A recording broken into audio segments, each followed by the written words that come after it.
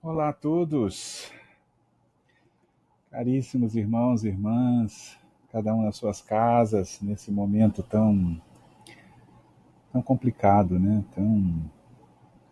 Tão diferente, né? Nesse momento que está desafiando aí nossa rotina, nosso cotidiano e, acima de tudo, uma grande oportunidade de fortalecer a nossa fé, né?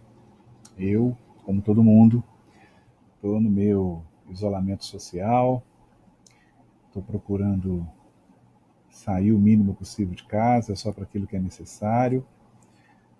E procurando não ouvir muita notícia também, né? Eu estava num movimento assim meio neurótico de ficar o dia inteiro ali na Globo News, ou então na CBN, né, tal, mas dei uma parada nisso, eu acho que não é saudável. Eu vejo uma, duas vezes por dia, me atualizo e estou trabalhando, né, prestando muitas ajudas aí às escolas que estão tendo que se virar, né, nessa situação nova aí de aulas à distância. Eu tenho publicado alguns vídeos e tenho dado algumas consultorias online também para algumas escolas. Mas espero que todos vocês estejam bem, né, que estejamos aproveitando esse momento, né, para refletirmos um pouco, né, sobre a nossa vida. Eu acho que, no final das contas, tudo isso é para que a gente possa fazer uma reflexão forçada, né, desses tempos aí de transformação do planeta. Eu acho que isso é uma aceleradinha aí no processo, né, de transformação da Terra, né, num mundo melhor do que esse que a gente vive. E como a gente sabe que essa transformação é uma transformação que nós vamos construir, esse mundo de regeneração, e não a Terra vai magicamente se transformar. Eu acho que esses períodos assim servem, né, de algum impulsionamento para a gente nesse sentido. Mas vamos lá. Nosso primeiro encontro do ano tem como tema os julgamentos, né? Nós ainda estamos finalizando os estudos, né, do livro Qual a Medida do Seu Amor, da nossa irmã Hermance Dufour, psicografado por Vanderlei de Oliveira. E esse é o capítulo 10, que exatamente fala: julgamento nos afastam uns dos outros, né? E eu queria que a gente, mesmo à distância, né, pudesse refletir um pouquinho sobre esse tema.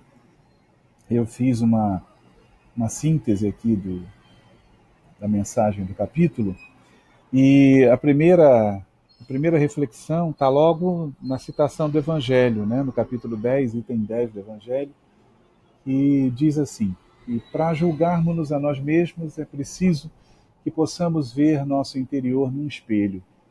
Precisamos, de certo modo, vermos-nos fora de nós mesmos, considerando-nos como outra pessoa. Como isso, para o nosso nível de desenvolvimento, é impossível, precisamos nos abrir aos feedbacks e ficarmos atentos às projeções que fazemos nos outros. Acho que faltou uma crase nessas projeções aqui. Do que estamos falando aqui, né? Estamos falando do seguinte: estamos falando de que,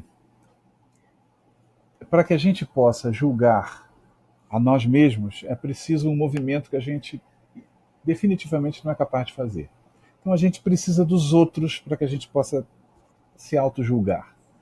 Mas a gente só consegue fazer isso através dos outros se a gente se abrir para feedbacks, né? Pra gente, já que a gente não pode sair de nós e olhar para nós mesmos lá de fora, a gente precisa acreditar em pessoas que nós confiamos, em pessoas que nós gostamos, em pessoas que sabemos que gostam de nós, no que elas dizem, exatamente para que a gente fique atento ao que elas dizem, né? Porque nós, no nosso nível de desenvolvimento, nós não temos condições de nos perceber, né, integralmente. A gente precisa dos outros para que essa percepção aconteça.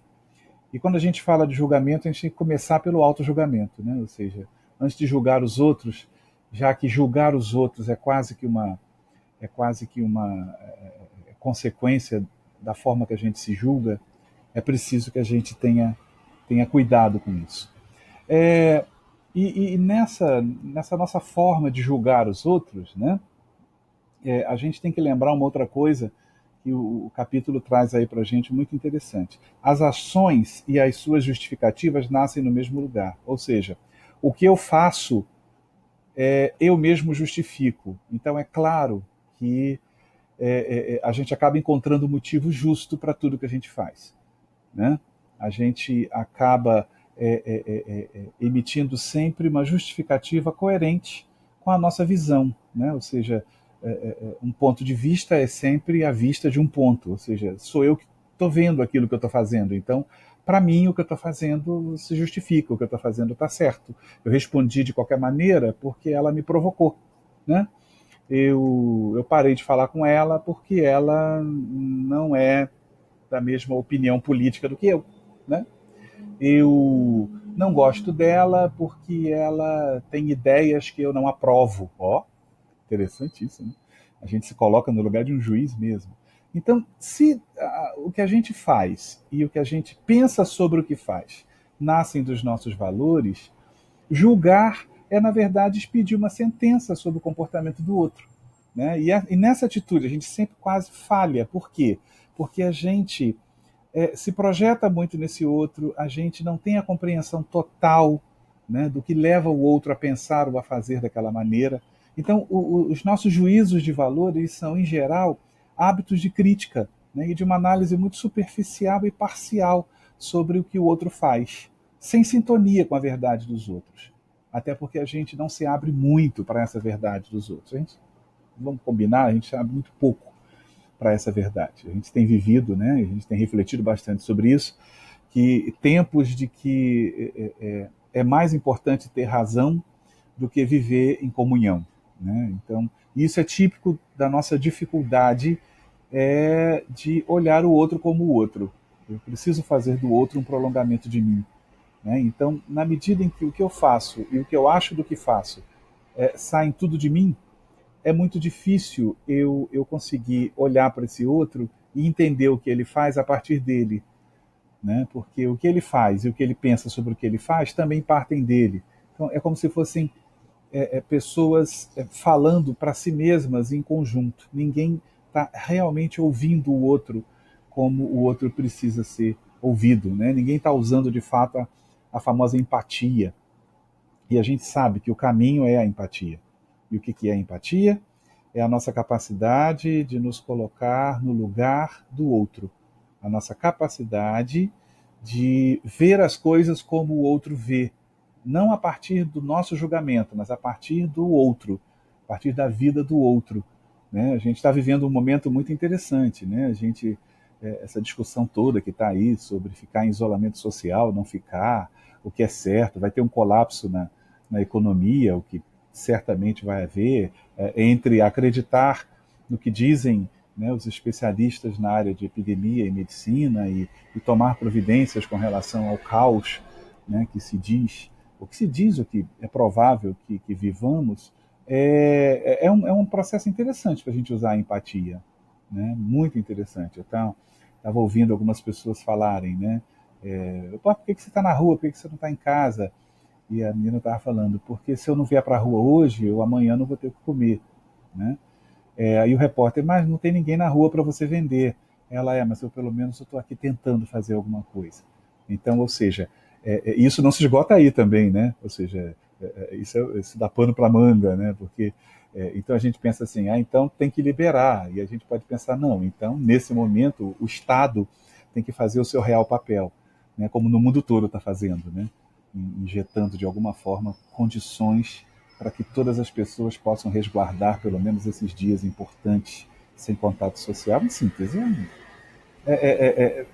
o que eu quero ressaltar nesse momento é se colocar no lugar do outro a partir da perspectiva do outro. Existem 3 tipos de empatia e é legal a gente pensar sobre isso. Aquela empatia cognitiva, A empatia emocional e a ação empática. O que é a empatia cognitiva? A empatia cognitiva é quando eu compreendo o lado do outro. É quando eu compreendo o que o outro fez. Né? Eu paro e penso assim, não, entendi a ação dele, eu acho que, né, eu compreendo, é compreensível o que ele fez. Fulano foi meio grosseiro comigo, eu paro, ao invés de respondê-lo, penso assim, nossa, ele está nervoso, ele está muito preocupado, ele está passando uma situação difícil, eu não vou responder não, eu entendo.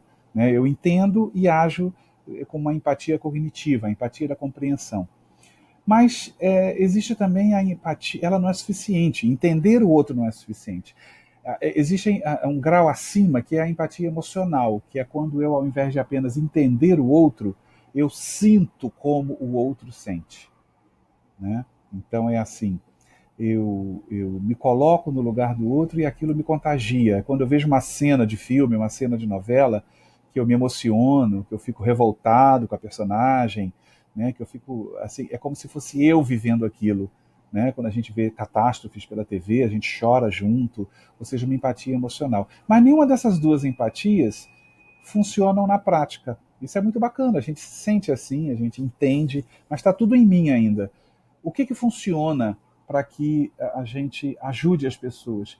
A ação empática. E o que é a ação empática? É quando eu saio de casa e vou lá ajudar, né, na catástrofe lá. Eu vou ajudar a fazer comida e dar comida. É quando eu ajo de maneira compreensiva com relação a esse outro, eu vou lá e ofereço aquilo que o outro está precisando. Essa é a ação empática. E é essa ação que muda, é essa ação que nos faz crescer. Claro, ter uma empatia cognitiva, ou seja, compreender o lado do outro. Ter uma empatia emocional, sentir como o outro sente, é importante. Mas nada disso nos leva ao desenvolvimento. O que nos leva ao desenvolvimento real é a ação empática. É quando eu saio de onde estou e vou até onde o outro está e ajudo ele, tendo como base o ponto de vista dele. Né? Então a gente tem que pensar um pouco nessa empatia quando a gente julga. Né? Ou seja, quando eu julgo o outro, mesmo que eu entenda ao lado dele, mesmo que eu sinta como ele, eu preciso agir de forma a ajudá-lo naquele momento que ele está vivendo, naquela compreensão que ele tem das coisas. Né? Então, respeitar cada qual em suas opiniões não significa concordar com elas e nem adotar essas opiniões. Né? Sabemos disso, mas de vez em quando precisamos repetir isso para a gente. Nossa, fez um barulhão aqui porque entrou uma mensagem. Então, assim, fica uma pergunta, né? Como conviver pacífica e construtivamente frente à diversidade de opiniões, entendimentos e posturas daqueles com quem convivemos, somente usando a empatia. Né? Ou seja, é esse o caminho. Não tem. E para usar a empatia, eu tenho que sair um pouco de mim. A empatia já diz, né? Olhar como o outro vê, estar no lugar do outro, sentir como o outro sente. Então eu tenho que sair de mim. E se eu tenho que sair de mim, eu tenho que parar um pouco com esse julgamento que só tem como referencial eu mesmo. Eu acho que ela é egoísta, ponto. E aí? E aí? Que tal ouvi-la? Que tal considerar o que ela diz? Que tal considerar a maneira que ela sente? Né? Eu acho que ele está errado em ter essa atitude. E aí? Né? Ou seja, somos juízes, né? Juízes diretos do outro. Na verdade, nós temos muitas ideias preconcebidas. Né? Eu acho que é típico do nosso nível de desenvolvimento espiritual. As ideias, elas não são parte de um processo, elas são concretas, concretizadas. Ideias pré-concebidas. Ideias pré-concebidas, tipo assim, pessoas tatuadas não são sérias. Né? Eu acho que eu já contei para vocês uma história que eu vivenciei, né? Aliás, não foi nem eu que vivenciei, eu estava junto da pessoa que vivenciou, de um médico que veio atender todo tatuado. Né? E que o jaleco dele dava para ver. E que a pessoa, sendo atendida, olhou para ele muito desconfiada e depois confidenciou para mim. Né? Como é que eu vou confiar? O cara é todo tatuado. Então, olha só, a ideia é preconcebida. E aí? Pode ser o melhor médico do hospital, da cidade, do mundo. E aí? Né? Ou seja, não, ele é de direita, ele é de esquerda. ele é protestante, ele é umbandista, ou seja, ele é o quê? Ideias preconcebidas só atrapalham a nossa evolução, né? E isso, elas nunca vêm sozinhas. As ideias preconcebidas, elas vêm junto com expectativas que a gente dimensiona mal. Exemplo disso: ele sempre foi um bom aluno, logo ele vai passar no concurso. Fulano sempre frequentou a casa espírita, logo ele vai ter tal atitude diante desse momento de. Eu estou citando isso porque é uma coisa que aqui meio à distância eu já vivenciei. Né? Ou seja, de pessoas fazerem comentários desse tipo. Mas fulano é espírita, fulano entende tudo, como é que ele está ansioso e nervoso nessa hora do coronavírus? O espírita tem que estar calmo, né? Expectativa mal dimensionada. Quem disse? Quem disse que o espírito tem que estar calmo? Né? Ou seja, é esperado isso dele, tá? Mas e daí? A gente dimensiona o que espera do outro a partir do que a gente vê, do que a gente pré-julga, né? Então a gente tem que tomar cuidado também com essas expectativas mal dimensionadas. E a terceira coisa, padrões pré-definidos que a gente tem sobre o que os outros fazem. Quer ver um exemplo disso? Espírita não bebe, espírita não fuma, espírita não xinga palavrões. Aí eu encontro um que faz as três coisas. Bebe, fuma e xinga palavrão. Que espírita é esse? Né? Ou seja, esses padrões pré-definidos são assim um veneno para os nossos julgamentos. Né?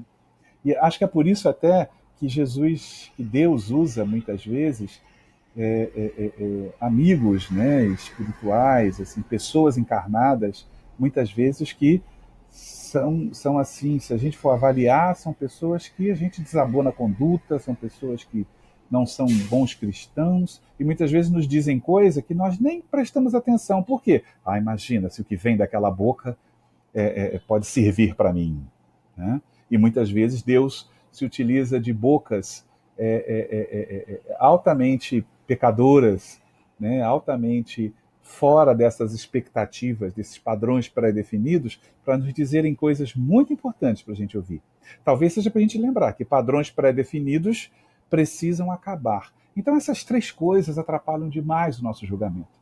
As ideias preconcebidas, né? As expectativas que a gente tem das pessoas, que são expectativas mal dimensionadas, né? E padrões pré-definidos sobre as ações que as pessoas têm em determinadas circunstâncias. Né? Isso sem contar que nós somos escravos do nosso orgulho. Né? Como todos nós. Opa, mais uma vez.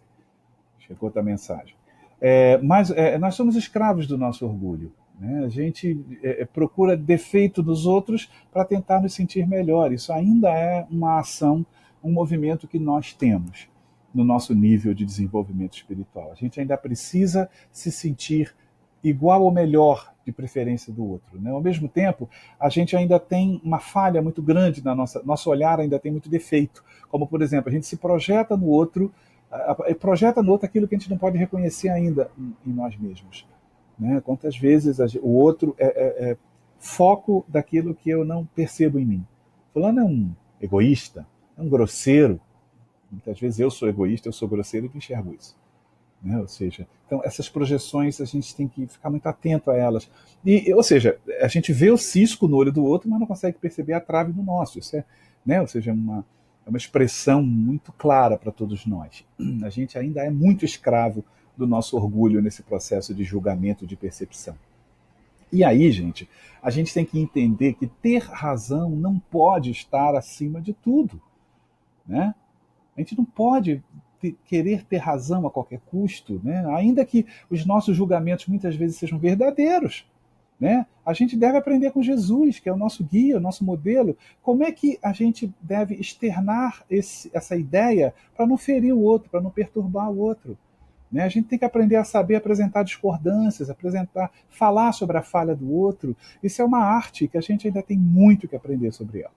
Muito, muito, muito. Jesus nos dá uma dica muito interessante, né? Naquele episódio do Atirem a Primeira Pedra, né? Na mulher adúltera. Né? Atirem a primeira pedra aqueles que se encontram livres de pecado. Eu acho que a lição que Jesus dá aí é a seguinte: não adianta agredir, não adianta apontar dedo. Ao invés disso, vamos aprender a fazer o outro refletir a partir daquilo, né? Por exemplo, quem está nesse momento que a gente está vivendo, né, quem está assim muito inquieto, porque aquilo que a gente acha um dia, no outro dia pode parar de achar. Né? A gente precisa estar meio que aberto a isso. A gente não tem que achar uma coisa fixa, única, só, acabou. Não. Ontem eu estava achando uma coisa, hoje eu já estou achando outra, sobre isso tudo que a gente está vivendo aí da Covid-19. Né? Ou seja, por exemplo, os dados que a gente está vivendo, né? Segundo, e a gente tem que se apoiar na ciência, não tem como, né? Segundo pesquisas mundiais, a gente tem no mínimo 10 vezes mais pessoas contagiadas do que o que a gente está testando. Então, se o Brasil já está aí por volta dos 5 mil, a gente tem 50 mil, né? Contagiadas. E esse pico de contágio vai aumentando. Em torno de 80% praticamente não manifesta ou manifesta sintomas leves. É interessante, eu fico pensando, mas aí às vezes vão me chegando questões de jovens sendo contagiados e eu vou lendo que o vírus está sofrendo mutação. Então o vírus aqui que está funcionando aqui no Brasil, está circulando aqui, não é o mesmo vírus que circulou na Itália, muito menos o mesmo vírus que circulou na China. Então o que vale para lá não vale totalmente para cá. Né? Ou seja, a gente precisa ter muito cuidado com isso. Então, todo dia é muito interessante ver os próprios médicos, né? Porque a gente faz essas perguntas objetivas para eles. Né? Então, me diga que cuidado devo fazer? Como prevenir isso? E eu tenho visto eles na TV falando assim: olha, é novo para a gente, olha, é novidade para a gente, olha, nós não sabemos ainda essa resposta, pelo que tudo indica. Então, olha só que lição que esse momento está dando para a gente. Né? A gente precisa perceber essa lição. Ter razão agora? Quem quer ter razão agora? Né? E a gente está vendo aí nas mídias sociais uma opção de gente querendo ter razão. Né? Já estão aproveitando o momento aí para poder fortalecer essa dicotomia ideológico-política. É lamentável tudo isso. Lamentável mesmo. Né? Na verdade, ter razão não pode estar acima de tudo.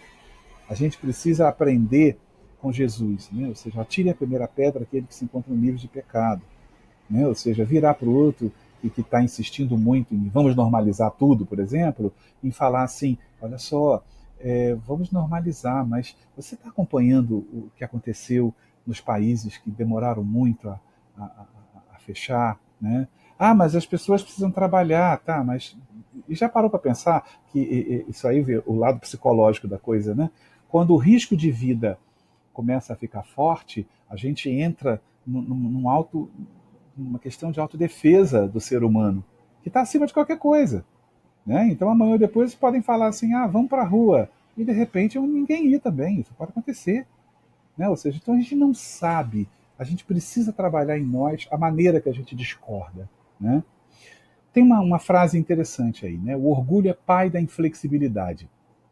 Toda vez que eu me mostro muito inflexível, é porque o orgulho está trabalhando muito dentro de mim.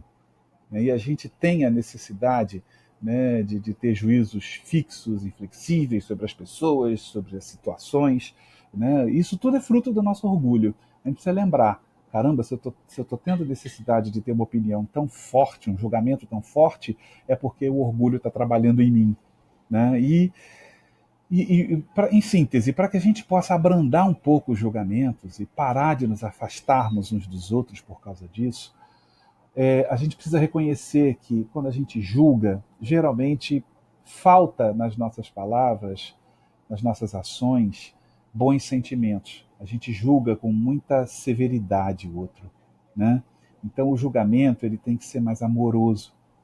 Outra coisa, toda vez que a gente julga, a gente é parcial. A gente nunca consegue enxergar tudo que o outro diz, tudo que o outro faz.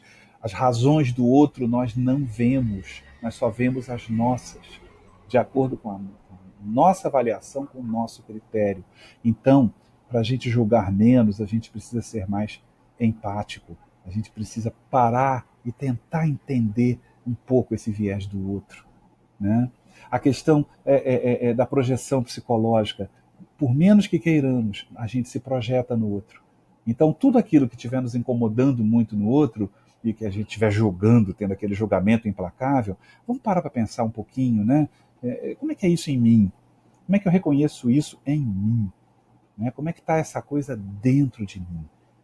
ok? Eu acho que são atitudes que a gente pode ir tendo, né, no exercício diário que a gente tem com as pessoas, e são atitudes que com certeza vão evitar que a gente se afaste mais nesse momento em que a gente, embora tenha que ficar afastado, a gente está precisando se integrar enquanto ideia, se integrar enquanto coração, né? Eu estava pensando, esse vídeo é um vídeo unidirecional, né? Só eu estou falando, eu não estou ouvindo vocês. Então, eu vou colocar esse vídeo já está, né, no YouTube, e é só clicar lá no link que você assiste de novo. Mas eu acho que uma forma da gente se comunicar é a gente tentar marcar o dia e o horário para fazer uma live, talvez no próprio domingo. Eu não sei como é que eu vou conseguir isso, porque eu estou num local onde a internet não é boa, né? Eu estou afastado um pouco aqui no sítio e tal, e a internet é muito ruim. Mas no domingo de manhã eu vou tentar ver uma live por volta das 10 horas, de 10 às 11, né, de uma hora, para a gente tentar bater um papo, né? Tentar conversar um pouquinho sobre isso. Então eu vou colocar o link dessa live no nosso grupo do WhatsApp e no domingo, né, às 10 horas, você clica nesse link, que aí, dando tudo certo tecnologicamente, vai aparecer lá minha cara e a gente vai poder, vocês vão poder fazer perguntas. Aí, no caso, tem que digitar as perguntas, eu vou vendo aqui e a gente vai interagindo para falar um pouquinho sobre esse tema aí, né? E a gente poder fazer uma prece. Por sinal, esqueci da prece na abertura, mas a gente pode fazer agora, né? No encerramento desse vídeo, ok? Jesus amigo, Pai amado de todas as horas, estamos aqui, Pai, tentando nos manter em contato, mesmo à distância, tentando encarar de frente, Pai, esse momento que é novo, esse momento que aparentemente é difícil, esse momento que nós não sabemos direito o que fazer, mas a confiança em Ti, Pai querido, é o nosso guia. A confiança em Ti, a confiança nas mensagens, nas intuições e a confiança, acima de tudo, de que nada acontece sem a Sua permissão. Que nós possamos, Pai querido, tirar o melhor proveito desse momento, que nós possamos burilar o máximo possível os nossos julgamentos e possamos, Pai amado, nos aproximarmos, mesmo paradoxalmente estando longe uns dos outros, possamos nos aproximar espiritualmente, possamos desenvolver em nós a capacidade de compreender o outro e julgar menos. Que nós possamos ir adiante, Pai, tendo os seus ensinamentos e o teu Evangelho como ponto fixo, como ponto seguro da nossa caminhada. Fica conosco, Pai querido, hoje e sempre, e que assim seja. Oi, já falo com você, peraí, não desliga não.